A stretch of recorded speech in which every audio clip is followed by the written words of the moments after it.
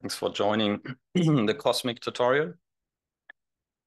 My name is Ben Glocker. I'm from Imperial College London, and this is organized together with Kaya Batmangelik from Boston University. And this is the second iteration of the tutorial. So we had done the first iteration in 2020, which was completely online back then.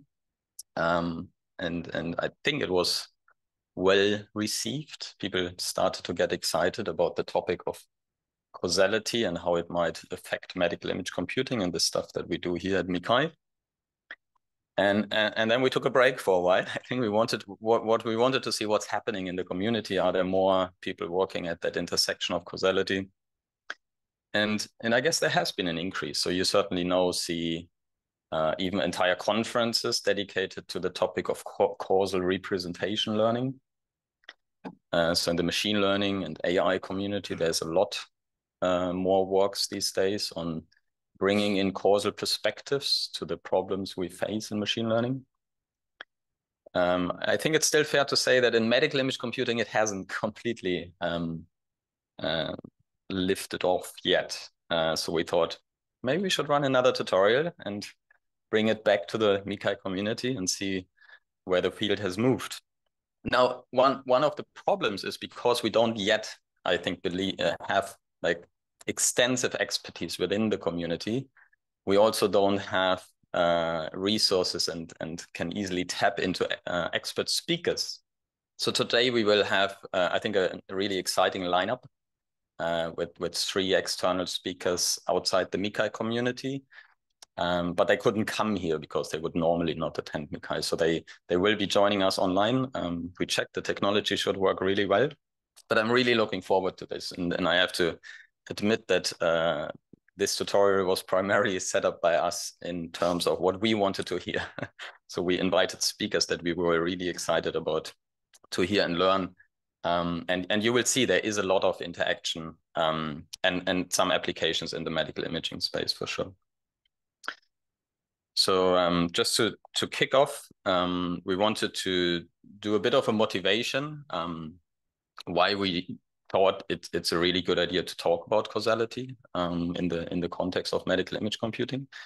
And in other fields, causality is around, I mean, for many years, for decades. It's an instrument, it's instrumental in epidemiology whenever you want to study cause and effect relationships, obviously.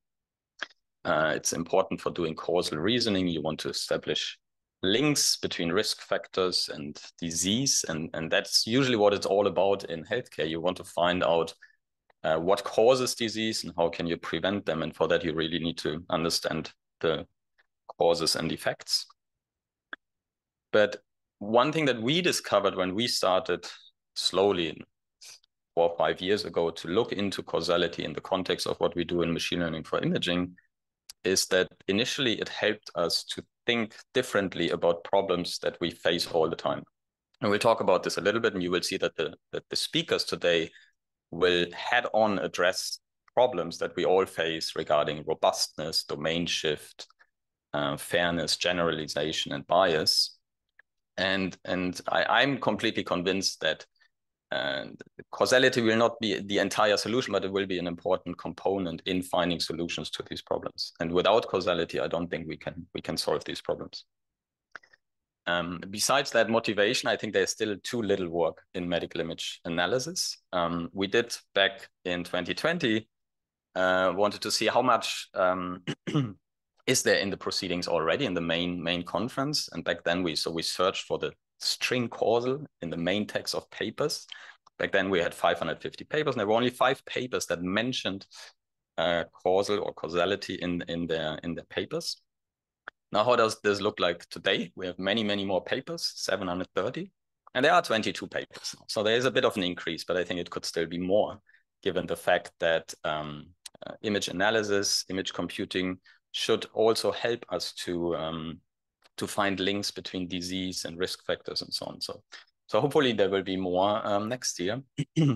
and so one thing with the tutorial, obviously this will be a bit like kind of more front facing, but we hope that you do engage and ask questions and probe our speakers. But we were always thinking about, is it time to run already a workshop on that? I think given the fact that even in the main conference, there's maybe currently not enough work, it might be too premature, but we would also really like to hear your thoughts. If you feel like maybe next year or the year after, there should be actually a workshop where people can contribute papers. So that would be really interesting to hear. So why causality? There are these big obstacles that we, I think, do face. And I was really pleased to see this year's MICCAI to have clinical translation sessions. I really enjoyed those because they were talking about the issues you face when you try to bring medical AI methods and algorithms into clinical practice. And hopefully all of you to some degree can relate to these issues. You may have encountered these issues in your own research. Robustness, reliability were always big topics. You always have a lot. If you search for those terms, you will find probably half or even more of the papers at MICCAI will discuss these issues. We all know about the issue of data availability and underrepresented data or skewed data, imbalanced data in terms of populations, but also in terms of certain disease types. And generally, we do have seen over the last couple of years that it's an issue with confounding often, meaning sometimes you might have a system that gives you very accurate results in terms of disease prediction, and later on we found out that the model has picked up on some spurious correlations, maybe some artifact in the imaging or some differences between the controls and the diseased population, and it wasn't really learning the underlying mechanism between features and disease, but it was picking up some spurious correlation. I think today we will talk a lot about that problem. Sometimes it's referred to shortcut learning. But generally, we think that even just taking causal reasoning or a causal perspective on your problem might sometimes help you to identify what mitigation solution or what kind of things you should do really before building or training your AI models. So we do have some recommendations. I mean, these haven't changed really. There are just some really nice textbooks. I personally have come into this field by reading The Book of Why by Julia Perlin, which is, I think, a really nice book to start with. It gives a historical perspective on statistics and how it has evolved over the years and clashes that the communities had many years ago. But after reading The Book of Why, you will probably be convinced why causal reasoning is a good thing to consider. There are other books. Many of those are, I think, online available, some of them for free. Just to point out some further readings. So there is, as I mentioned, a lot of work on causal representation learning. So this is a bit random, but I've picked some of my favorites on the left and then some advertisement on the right, some work that we did.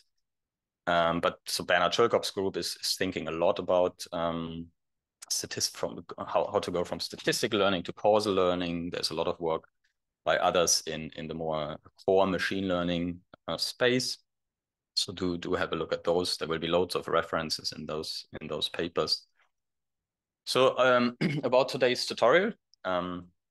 So this is the welcome and introduction. We'll talk a little bit more about the causal perspectives and how they relate to medical imaging. And then we will be joined by Jessica Schru from Google DeepMind, who will present us a causal lens of fair medical AI. She has some really nice work really on medical imaging, so I think it fits perfectly here. Then we will talk a little bit about image counterfactuals.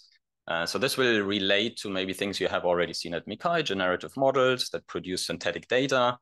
And Fabio will tell us a little bit how you can bring in causality into image generation and synthesizing data. And we have a short coffee break. And then we will be joined by two more speakers. David O. Young gives us a clinical perspective. He's a clinician. And we'll talk about what we often see as kind of the unreasonable performance of AI.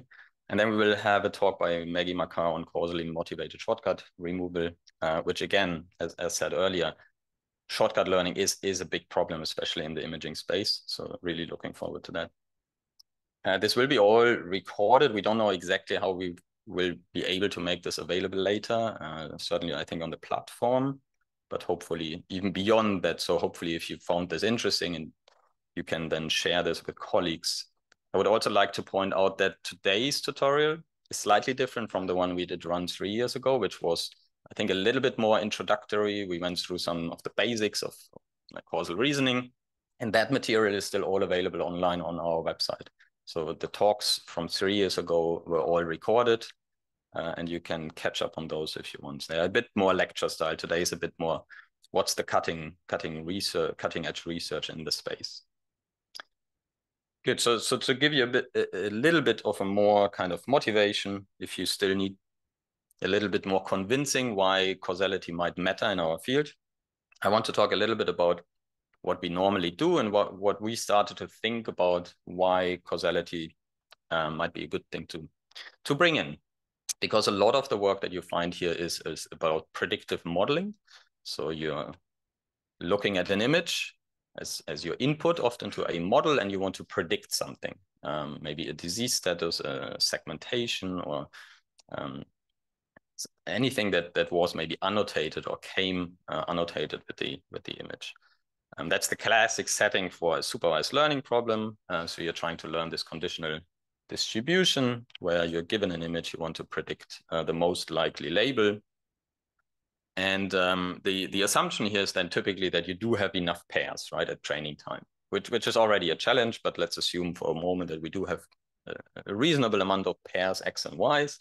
Then we typically can, for instance, just use a neural network to learn this mapping from X to Y. And that often works really well. And it particularly works well when then later your test data comes from a similar distribution, right? So if your test data on which you want to then actually make predictions where you don't know yet what the true annotation or label Y is, it works really well when the distributions are similar. However, in the real world, that is often not the case. So already having sufficient training data is often not the case. And we know all that test data usually is shifted and there's a problem. Performance drops. Now, so what I found striking back then, so I did my PhD in image registration and then did a lot of work on segmentation, I never thought about what is actually the relationship between X and Y from a causal perspective. And we often don't need that, because if we are just interested in a discriminative model, we just give it to our neural net and we'll learn a mapping. But if you do think about it, there has to be a causal relationship between the image and the label. And I want to show you a little bit why it might matter to think about what the relationship is in your case, whatever application you work on. So you could have the case of a causal relationship. In this case, your predictive model is predicting the effect from the cause, right? And the conditional distribution is just as we had before. Or you could have an anti-causal relationship. So in this case, what you're actually doing with your model is you predict the cause from the effect. The interesting thing is that the conditional that you learn doesn't change, right? So from the perspective of just learning it from pairs of X and Y, you might think, oh, but that's still the same, right? So how does it matter? So before going into this, I want to do a bit of a tutorial. So we have some exercises here. So we want to go through some examples and see if you now start thinking about the relationship between X and Y, whether you come up with the right, or sometimes there isn't a right or wrong, but what your view is. So let's look at this example of skin lesion classification. Input are dermoscopic images, and your labels that you want to predict are biopsy-derived diagnosis. So in this case, what do you think? What is the relationship between X and Y, causal or anti-causal? Any thoughts in the room? Or should we do a vote? If someone wants to speak out, please do. Otherwise, I'll just do a vote. Right. So who thinks this is a causal relationship? Please raise your arm. Okay, good. Who thinks this is an anti-causal relationship? Interesting. So half. So you can see it's not a clear cut, right? So if you just ask, it's not. And back then we were in exactly that situation. How do we know? So I would argue today, and you can challenge me on this, that it is an anti-causal relationship because the biopsy-derived diagnosis doesn't come from the image, right? So it has been derived by taking a tissue sample, and then you do the lab, and then you check whether there's cancer or not. So the result of the biopsy-derived diagnosis has nothing to do with the image. I mean, it has something to do with the image, but it's not an effect of the image, right? You're not taking the image, and that causes your biopsy-derived diagnosis to be positive or negative. So I would argue this is an anti-causal relationship, and in that case, it means you're predicting basically the cause from the effect. And very happy to discuss this later in the break or something. So let's have a look at another example, brain tumor segmentation. So segmentation, very classic MICCAI problem. So you have, let's say, a structural brain MRI, and you want to predict the manually drawn contour from an expert. So what do you think? What do we have in this case? Is this causal or anti-causal? So who's for causal? Okay, if you know, who's for anti-causal? No one. Okay. Yeah. So I would agree. I think here it should be relatively clear that because the expert had drawn on the image, right? So they directly derived the labels from the images, that the labels were caused by whatever you see in the image. So I would argue it's a causal relationship, and you predict the effect from the cause. Okay, last example, radiology reports here. So we have chest X-rays, and the labels you use, so let's say you use CheckSpurt or MIMIC, have been extracted from the radiology report. What would you say in this case? I'll give you 2 seconds to think. But so who would say this is a causal relationship, the diagnosis from the report and the image? Okay. And who thinks it's an anti-causal relationship? No one. Okay. I think it's a very interesting one, because I would say we don't know. At this stage, it's impossible to say. And that is really interesting to realize that, I mean, coming up with the relationship between the two needs domain knowledge. You need to really understand your data generating process.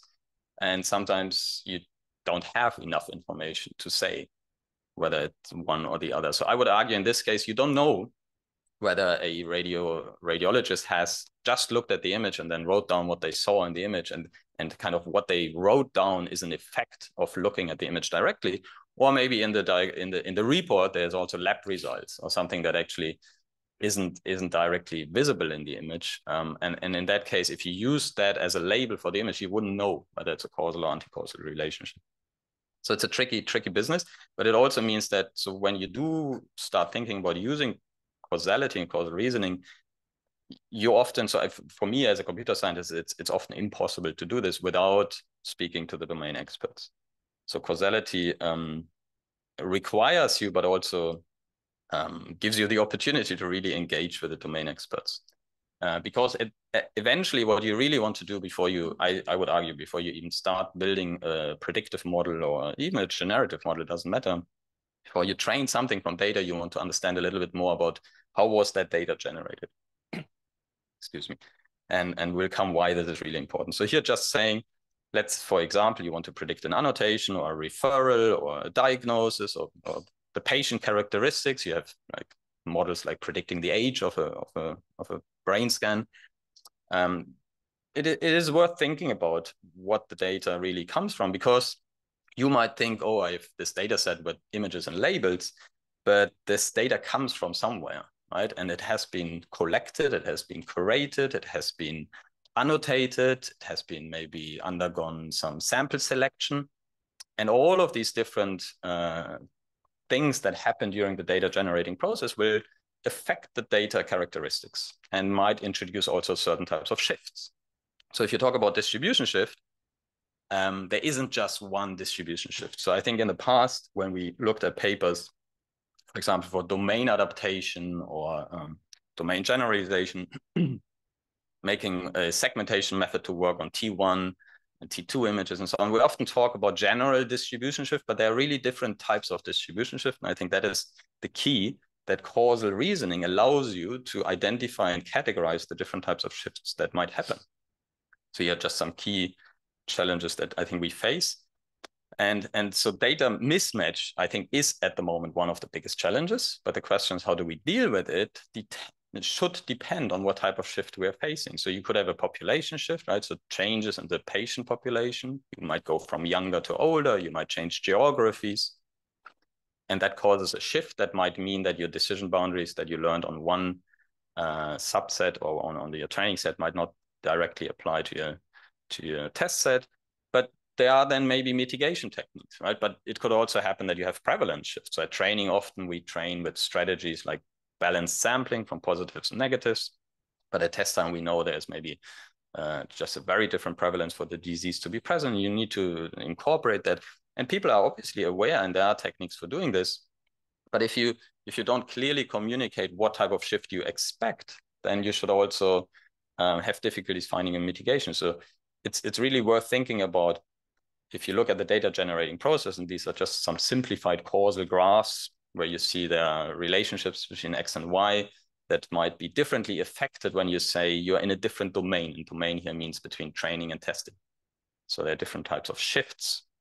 Some of them are impossible to deal with, or at least not practical. So just as an example, annotation shift is the case where, let's say, you have a data set that is labeled with disease from one hospital, and then in another hospital in another country, they have different policies. So people who might present themselves with the same type of features would be labeled differently. And that is a type of shift that actually a machine learning model cannot deal with. So you might actually need to do re-annotation or make sure that you have standardized annotation protocols. The other thing is sample selection. Just to give an example here from the skin lesion example, I said initially, so often you have like images and then you have biopsy results, right? Just imagine you train a model on pairs of images and biopsy results. You most certainly undergo a sample selection bias because not everyone is referred to biopsy. So you train on a set that is a pair of maybe positive and negative lesions that appear to be suspicious, and then they do biopsy, and then you get a result positive, negative. You cannot expect that model to work on the general population where you take just skin lesion images, because in your training set, you haven't seen the ones that haven't been referred to biopsy. Right? So that's a sample selection problem. And it's, again, worth thinking about this, and then you come up with different mitigation strategies and so on. So this is discussed a little bit more in our Causality Matters paper, but I think generally there are many others who have started to talk about this, and also before us, that generally it is worth thinking about the data generating process. Just to give you one example, this is an exercise that we went through for a specific application of breast cancer screening. And it's really interesting to just trying to write down your causal graph. You will, first of all, you will have to communicate a lot with people and domain experts, and it goes forth and back, and you draw an edge and then you remove it. You change the direction, but it helps to kind of starting to realize what might go wrong in your development of AI, what type of shifts you might encounter at what stage, right? So here's just an example of the image acquisition process, the screening process, and you can map that down in causal diagrams. Right, good. Any questions at this stage? Maybe a quick question before we move on. I hope that was convincing enough that causality in medical imaging is an important problem. But I think Jessica now will do an even much better job in showing you some cutting edge research. Jessica, I hope you can hear us and you're there. Yes, great. You're showing up on the screen. So Jessica Shrew is a research scientist at Google DeepMind, and we have been a big fan of her recent works on basically taking a causal lens for fair medical AI. So that's the title of the talk. I'm really looking forward to this. There will be discussions about how this applies to fairness and shortcut detection and so on. So please, Jessica, over to you. Whenever you're ready to start, I think you can just start sharing your screen.